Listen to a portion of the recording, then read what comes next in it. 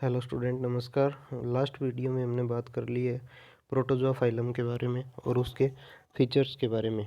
अब देखिए हम बात करते हैं फाइलम पोरीफेरा के बारे में। देखिए पोरीफेरा नाम जो रॉबर्ट ग्रांट ने दिया। अब आते हैं इसके जनरल कैरेक्टरिस्टिक्स। देखिए अब इससे पहले थे यूनिसेलुलर या अकोशिकीय जीव थे, एसेलुलर ऑर्गेनिजम्स थे इससे पहले प्रोटोजोआ में। अब यहाँ से देखिए इनमें सेलुलर लेवल का ऑर्गेनाइजेशन आ चुका है। पहले वाले में क्या था, प्रोटोप्लाज्मिक लेवल था। अब देखिए सेलुलर लेवल का ऑर्गेनाइजेशन इसमें आ चुका है, यानी सेल्स आ चुकी हैं। पोरीफेरा की स्टडी को पैराजूलॉजी कहा जाता है। उसके बाद है कि पोरीफेरा के जो सभी जीव हैं वो स्पंज कहलाते हैं, स्पंज की तरह होते हैं। पोरीफेरा के जीवों में समिति फिक्स नहीं होती है, जैसे प्रोटोजोआ में भी समिति फिक्स नहीं थी, इनमें भी समिति फिक्स नहीं है। पोरीफेरा सभी पोरीफेरा जीव जो होते हैं वो टेरास्पोंजिया से बने होते हैं। अगला देखिए पोरीफेरा के सभी जीव गहरी समुद्री जल में पाए जाते हैं, यानी डीप ओशन वाटर में पाए जाते हैं। ये जीव सेसाइल या स्थानबद्ध होते हैं, यानी एक जगह पड़े रहते हैं। ये सिंगल या कॉलोनी में पाए जाते हैं, यानी या तो सिंगल होंगे या फिर कॉलोनी में। अब देखिए इनमें केनाल सिस्टम एक चीज़ होती है जो किस प्रकार पाई जाती है। सपोज ये किसी पोरीफेरा ऑर्गेनिज्म का केनाल सिस्टम है। इसमें क्या होता है कि बाहर से जो वाटर इंटर करता है, यहाँ से वाटर इंटर करता है, जहाँ से वाटर इंटर करता है ये छोटे छोटे पोर्स होते हैं। ये जो छोटे छोटे पोर होते हैं साइड में, इनको कहते हैं ओस्टिया। ये रहा ओस्टिया। एक बार क्वेश्चन आया वो भी है कि ओस्टिया और ओस्कुलम क्या होते हैं। तो ओस्टिया वो पोर या छिद्र होते हैं स्पंज के अंदर, जहाँ से वाटर जो है वो बॉडी के अंदर इंटर करता है। अंदर इंटर करते ही आगे प्रेजेंट है स्पॉन्जोसील केविटी। ये स्पॉन्जोसील केविटी में वाटर को भर दिया जाता है, वाटर या फूड जो भी है इसका। उसके बाद ओस्कुलम के द्वारा बाहर निकाला जाता है, यानी यहाँ से वाटर आया स्पॉन्जोसील केविटी में और ओस्कुलम के द्वारा बाहर निकाल दिया गया। ये प्रोसेस होती है स्पंज के अंदर। तो सबसे छोटे पोर्स होते हैं उन्हें कहते हैं ओस्टिया।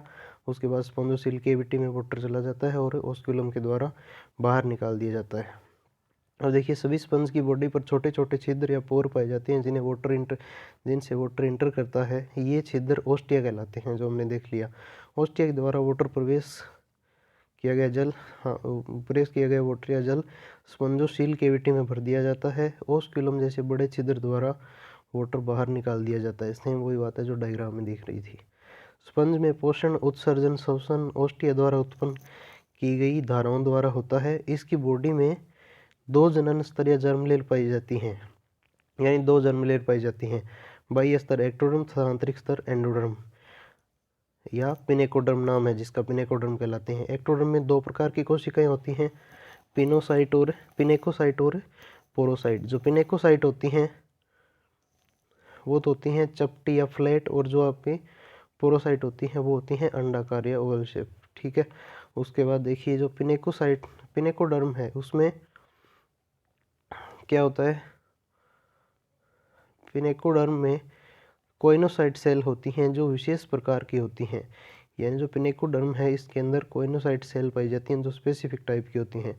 उसके बाद देखिए एक्टोडर्म तथा एंडोडर्म के मध्य जिलेटिनस मेसेनकाइमा पाया जाता है। हमने देखा भी था कि जो कौन सा था, जर्म लेयर्स थी, यानी एक्टो मेसो एंड एंडोडर्म तीनों की जो देखी थी हमने सिलोम में। तो जिनके बीच में एक्टो और एंडोडर्म के बीच में मेसोडर्म नहीं थी, वहाँ पे मेसेनकाइम भरा हुआ रहता था, जिसमें विभिन्न प्रकार की अमीबिया सेल्स पाई जाती हैं, अमीबिया कोशिकाएं पाई जाती हैं। स्पंज का एक विशिष्ट रूल यह है कि इसमें स्पाइक्यूल्स भी पाई जाती हैं, यानी इनमें स्पाइक्यूल्स या कंटिकाएं पाई जाती हैं जो मेसेनकाइमा में उपस्थित सेल्स द्वारा स्रावित होती हैं। यानी जो मेसेनकाइमा कोश पार्ट है इसका एक्टोडर्म और एंडोडर्म के बीच का, वहाँ पे क्या है, स्पाइक्यूल्स पाई जाती हैं। अब देखिए एक टाइप की सेल्स ये हैं इनकी, कौन सी, पिनेकोसाइट, और दूसरी है पोरोसाइट। इसके बीच में देखिए मेसेनकाइमा के बीच में क्या है इसका, ये स्पाइक्यूल्स होती हैं, ये पाई जाती हैं इसमें। अब देखिए मेसेनकाइमा में डिफरेंट टाइप की अमीबिया सेल्स पाई जाती हैं, जैसे निम्न है कुछ। अब देखिए इंपॉर्टेंट कौन कौन सी सेल हैं। स्क्लेरोब्लास्ट सेल, पहली सेल कौन सी है, स्क्लेरोब्लास्ट सेल, जो क्या करती है, स्पाइक्यूल्स का फॉर्मेशन करती है, फॉर्मेशन ऑफ स्पाइक्यूल्स। दूसरी है स्पॉन्जीब्लास्ट सेल, फॉर्मेशन करती है किसका, स्पाइक्यूल्स का, यानी स्पाइक्यूल को बनाती है। ये दोनों क्या करती हैं, अब स्पाइक्यूल बनाती हैं। अगली है थीजोसाइट्स, फूड का स्टोरेज करती हैं। अगली है ट्रोफोसाइट, डिस्ट्रीब्यूशन ऑफ फूड करती हैं, यानी फूड को बांटने का काम करती हैं। अगली है आर्कियोसाइट, जो एक स्टेम सेल है, यानी दूसरी सेल बनेगी इससे। फिर है मीजोसाइट, जो क्या करती हैं, मस्क्यूलर सेल हैं जो ओस्कुलम में प्रेजेंट होती हैं, मीजोसाइट कहलाती हैं। लास्ट है जो कनेक्टिव फाइबर में होती हैं, उन्हें कॉन्ड्रियोसाइट कहते हैं। तो कितनी हो गई, 6-7 हो गई। देखिए स्क्लेरोब्लास्ट है, स्पाइक्यूल बनाती हैं। स्पॉन्जियोब्लास्ट स्पाइक्यूल बनाती हैं। थीजोसाइट फूड को स्टोरेज करती हैं। ट्रोफोसाइट डिस्ट्रीब्यूशन करती हैं फूड का। और आर्कियोसाइट स्टेम सेल हैं जिससे नई सेल बनेगी। मीजोसाइट मस्क्यूलर सेल हैं जो ओस्कुलम में पाई जाती हैं। अगली है कॉन्ड्रियोसाइट जो कनेक्टिव फाइबर होती हैं। अगला है एसेक्सुअल रिप्रोडक्शन द्वारा ये जेम्यूल का निर्माण करते हैं। जेम्यूल का निर्माण करते हैं किसके द्वारा, ऑर्गेनिज्म, ये एसेक्सुअल रिप्रोडक्शन के द्वारा। एसेक्सुअल रिप्रोडक्शन का ही पार्ट है जेम्यूल। आपके 12th की फर्स्ट चैप्टर में है एक पार्ट ये, जहाँ पे आपके बडिंग और ये सारे है ना, वहाँ पे बाइनरी फिजन और मल्टीपल फिजन है, वहाँ पे जेम्यूल द्वारा भी अलैंगिक जनन है या सेक्सुअल रिप्रोडक्शन है। आगे देखिए पोरीफेरा के लार्वा कौन से हैं। ये क्वेश्चन आया हुआ है एक बार कि पोरीफेरा के लार्वा के नाम लिखिए। शॉर्ट नोट में आता है 1.5 नंबर का, तो आधे आधे नंबर का तीनों नाम हो जाते हैं।